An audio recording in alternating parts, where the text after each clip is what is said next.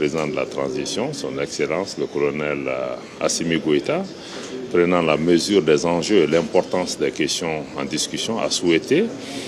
qu'il y ait une grande mobilisation au niveau du gouvernement pour pouvoir faire de l'étape de Ouagadougou un tournant majeur pour notre organisation. Au regard de tout le contexte géopolitique aujourd'hui, il nous faut aller très vite dans la concrétisation des choix stratégiques de l'AES. Vous savez que l'Alliance des États du Sahel a commencé par l'adoption le 16 septembre de la charte de l'Alliance des États du Sahel qui mettait en place une alliance militaire au début et qui progressivement a vu nos dirigeants apprécier la nécessité aussi de lui donner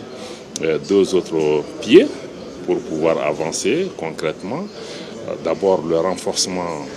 de la dimension économique, l'intégration économique et commerciale et le rapprochement de nos populations, comment mieux répondre aux aspirations de nos populations, notamment à travers des projets intégrateurs pour qu'il y ait des liens physiques, économiques et commerciaux entre nos pays qui puissent bénéficier à nos populations.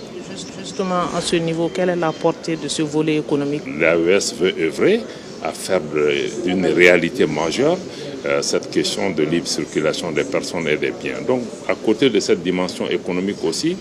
nous voulons travailler pour qu'il y ait une coordination de l'action politique et diplomatique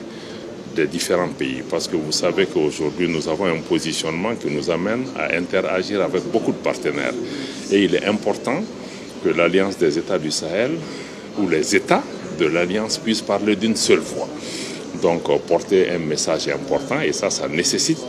que nous, ministres des Affaires étrangères ou à d'autres niveaux, même sur le plan de la communication, sur l'ensemble de ces éléments, que nous puissions envoyer des messages coordonnés et des messages cohérents. Donc ce que nous souhaitons ici,